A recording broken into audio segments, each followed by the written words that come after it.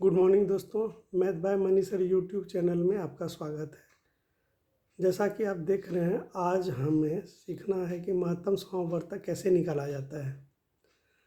महत्तम समावर्तक आज हम निकालने के लिए सीखेंगे, जिसमें हम पहले तो कंसेप्ट सीखेंगे, कैसे कंसेप्ट से एचसीएफ निकालना है। उसके बाद फिर हम ट्रिक से मात्र 2 से 3 सेकंड में निकालेंगे। तो चलिए हम स्टार्ट करते हैं। सबसे पहले हम महत्तम समावर्तक भाग विधि से निकालने के लिए सीखेंगे। तो चलिए हम भाग विधि से देखते हैं कि महत्तम समावर्तक कैसे निकाला जाता है। तो जैसा कि यहाँ पे संख्या दिया हुआ है 12, 15 और 21 का एचसीएफ निकालना है भाग विधि से। तो हम पहले एक संख्या में दूसरी संख्या से भाग देंगे। तो 15 में 12 से भाग देंगे तो ये एक बार में 12 का 12 होगा, ये 3 आएगा। फिर में महत्तम समावर्तक में क्या होता है, जो शेष बचता है उसी से फिर जिसे हम पहले भाग दिए रहते हैं उसमें हम भाग देते हैं जब तक कि वो ना कट जाए। तो फिर हम इसमें जैसे कि 3 से 12 में भाग देंगे, ये 4 बार में कट जाएगा, 3 चौके 12। और इसमें आंसर जो आता है वो जिससे पूरा का पूरा संख्या कट जाता है वो संख्या ही इसमें आंसर आता है। तो ये 12 और 15 में इसका एचसीएफ 3 आ गया। अब एक 21 बचा है, तो फिर हम 21 में 3 से फिर से भाग देंगे। तो ये भी 3 से 7 बार में कट जाएगा 21 पूरा का पूरा। तो इसमें आंसर 7 नहीं आता है, जिस संख्या से वो पूरा का पूरा कटता है वो आंसर आ जाता है। तो इसमें आपका आंसर 3 हो जाएगा। ये 3 वो संख्या है जिससे 12, 15 और 21 तीनों पूरा का पूरा कट जाता है। चलिए एक और क्वेश्चन देखते हैं, 12, 25 और 53। इसमें 25 में हम 12 से भाग देंगे, 12 दूना 24, इसका शेष 1 आता है। तो फिर इसी 1 से 12 में हम भाग देंगे 12 से, तो ये 12 बार में कट जाता है। तो इसका आंसर 1 हो जाएगा ये दोनों संख्या में।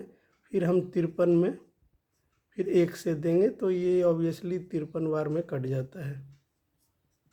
तो यानी ये पूरी संख्या का महत्तम समावर्तक 1 आ जाएगा।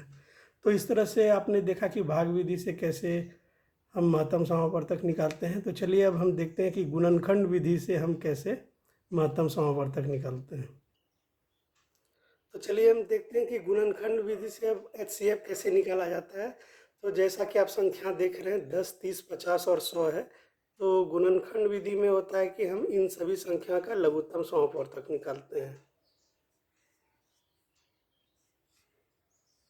और इसमें हम सबसे पहले छोटी से छोटी संख्या से देखते हैं कि सब संख्या कट रहा है कि नहीं।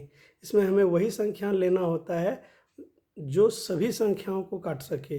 अगर कोई संख्या सभी संख्याओं को नहीं काट सकेगा तो वो संख्या इसमें एचसीएफ में नहीं आएगा। तो सबसे छोटी संख्या पहले हम 2 देखेंगे। 2 से 2 पंचे 10, 2 से 15 बार में 30 कट जाएगा, 25 बार में 50 और 50 बार में 100 कट जाएगा। फिर सभी संख्या को कटाना है तो 5 से कट सकता है, 2 से तो सिर्फ 50 ही कटेगा और तो कोई कटेगा नहीं। तो यहाँ पे हम 5 ही लेंगे। 5 एक बार में कट गया, 3 बार में 15, 25, 25 5 बार में, अब 5 धंग 50 कट जाएगा।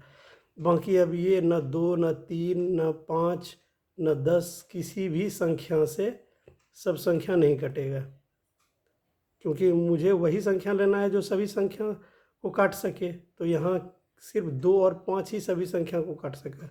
तो इसका एचसीएफ क्या हो जाएगा, एचसीएफ बराबर हो जाएगा 2 × 5 = 10।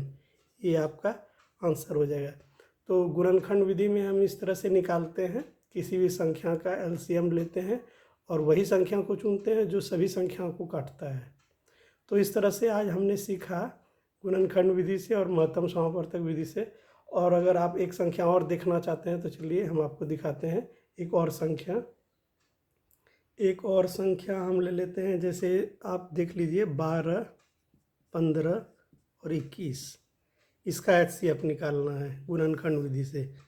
तो ये तो सिर्फ 3 से ही कटेगा, 3 से सब संख्या। तो 3 से करेंगे, 3 चौके 12, 3 पचे 15, 3 सत्ते 21।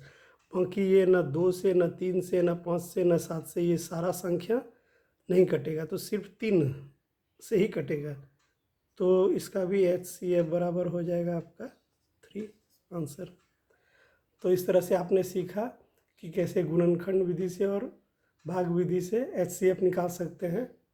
बहुत ही बेसिक कंसेप्ट था, अच्छे से आपने दोनों सीख लिया। तो चलिए अब हम देखते हैं कि ट्रिक से हम कैसे मात्र 2 से 3 सेकंड में किसी भी संख्या का HCF निकाल सकते हैं।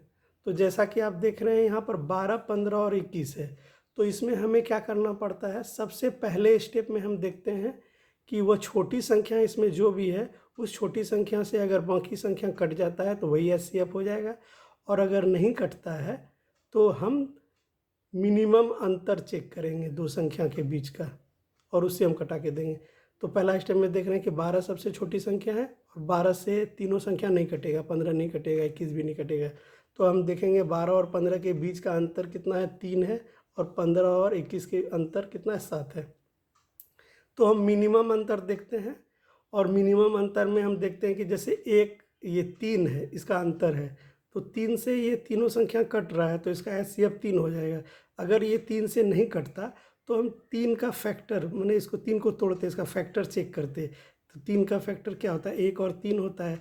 अगर ये 3 से तीनों संख्या नहीं कटता तो ये 1 इसका आंसर आ जाता है। चूँकि यहाँ पे 3 से ये तीनों संख्या कट रहा है इसलिए इसका आंसर सीधा 3 हो जाएगा। इतना ही ध्यान रखना है।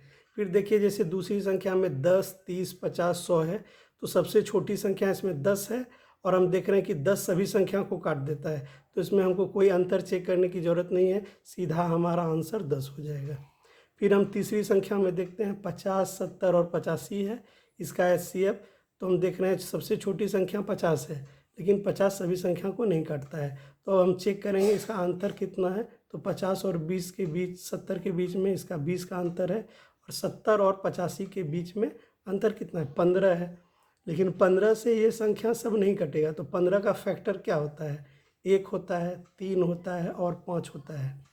ये तीनों संख्या से 15 कट सकता है।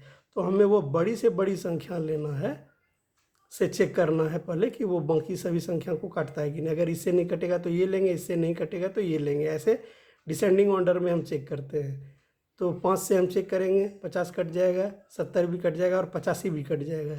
5 तीनों को काट दे रहा है तो इसका आंसर सीधा 5 हो जाएगा। तो इस तरह से आप बड़े आराम से ट्रिक से मात्र 2 से 3 सेकंड में निकाल सकते हैं। और आपने ट्रिक भी सीख लिया है आज, और गुणनखंड और भाग विधि से भी महत्तम समापवर्तक निकाल लिया। तो दोस्तों, अगर आपको ये वीडियो पसंद आया हो तो आप सब्सक्राइब कर दें, लाइक, शेयर और सब्सक्राइब ज़रूर करें। और अगले वीडियो में फिर मैं आपके लिए एक नया टॉपिक लेकर के आऊँगा, जिसमें कि आप फिर कंसेप्ट से और ट्रिक से दोनों तरीके से अच्छे से सीख सकेंगे। तो आज के लिए थैंक यू।